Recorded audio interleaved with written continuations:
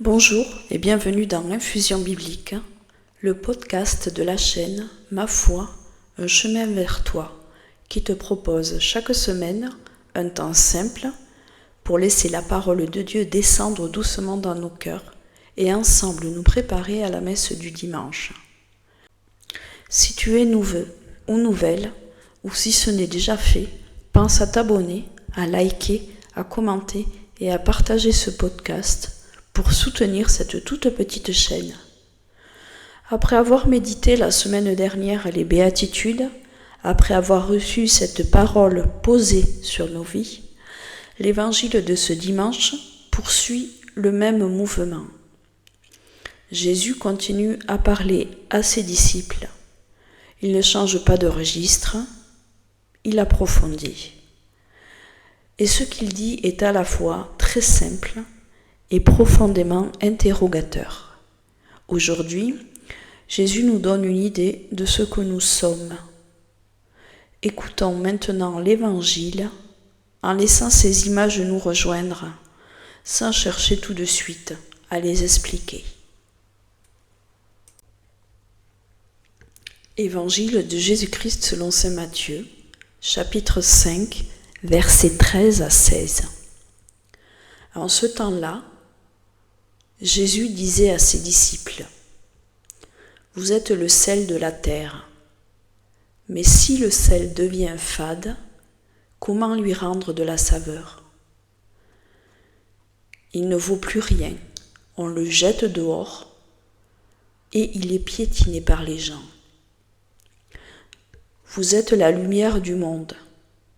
Une ville située sur une montagne ne peut être cachée. Et l'on n'allume pas une lampe pour la mettre sous le boisseau. On la met sur le lampadaire et elle brille pour tous ceux qui sont dans la maison. De même, que votre lumière brille devant les hommes. Alors, voyant ce que vous faites de bien, ils rendront gloire à votre Père qui est aux cieux. Parole du Seigneur.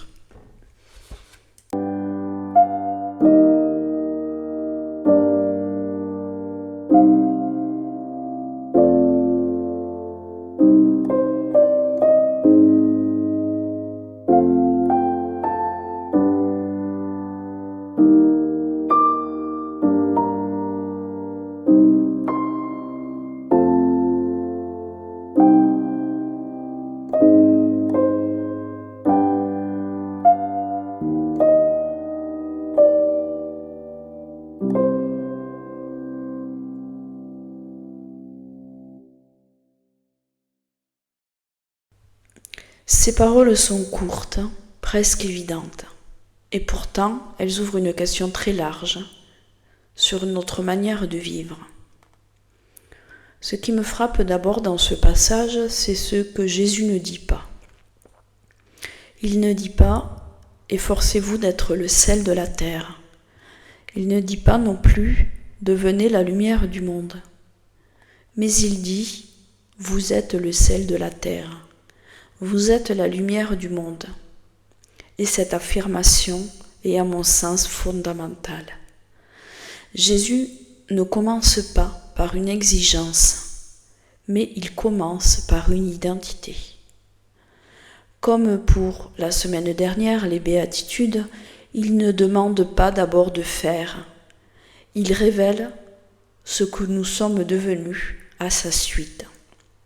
Et cela m'interpelle profondément. Avant même que je sache comment vivre, avant même que je comprenne ce que cela implique, une parole est posée sur moi. Et à partir de là, Jésus introduit deux images très concrètes qui donnent à cette identité une portée réelle. Le sel est une réalité simple et quotidienne, discrète, presque invisible. On ne mange pas le sel seul. Et pourtant, sans lui, tout devient fade. Le sel ne se voit pas toujours, mais son absence se remarque immédiatement. Et Jésus ajoute ici une phrase très forte. Si le sel perd sa saveur, il ne sert plus à rien. Cette image me questionne, parce qu'elle ne parle pas de quantité, elle parle de qualité. Le sel n'est pas appelé à être spectaculaire, il est appelé à être fidèle à ce qu'il est. Et là, je me demande, ce que je suis, garde-t-il de sa saveur ? Cette image du sel nous parle d'une présence discrète, mais bien essentielle. La suivante nous parle d'une autre dimension de l'identité reçue. La lumière. La lumière, contrairement au sel, elle est visible et elle est faite pour éclairer.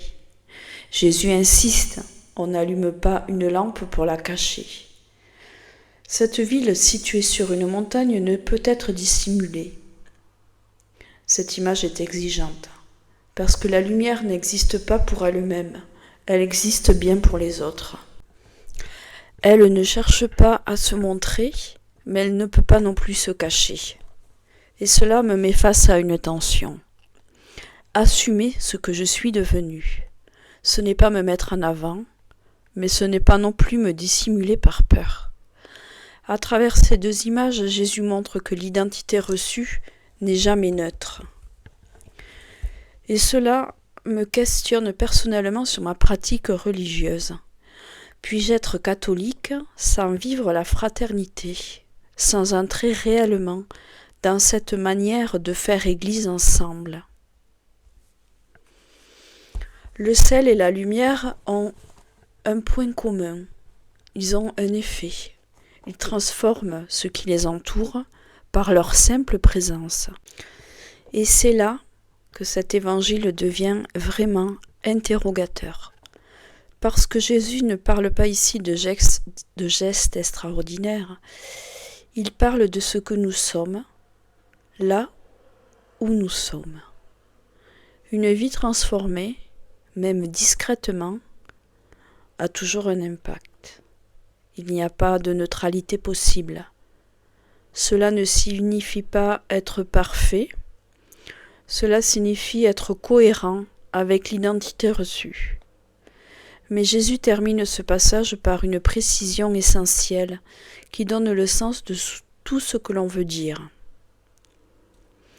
Jésus dit « Ainsi, votre lumière doit briller devant les hommes, afin qu'ils voient vos bonnes œuvres et qu'ils rendent gloire à votre Père qui est aux cieux. » Le but n'est pas pour nous.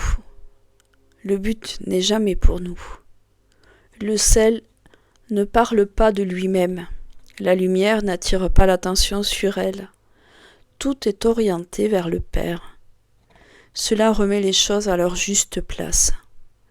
Être sel et lumière, ce n'est pas porter un rôle, c'est laisser transparaître ce que Dieu fait déjà.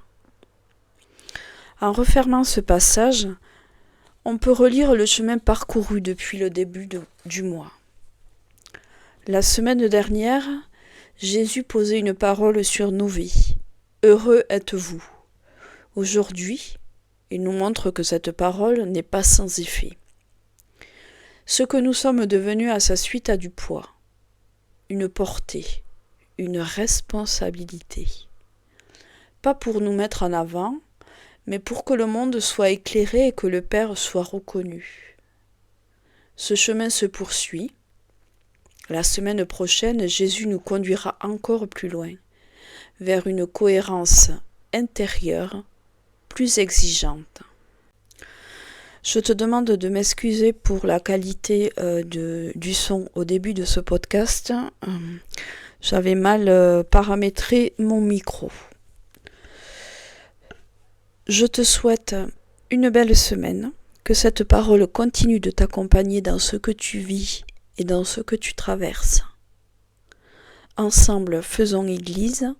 N'hésite pas à liker, commenter, à t'abonner ou à partager si ce podcast t'a plu.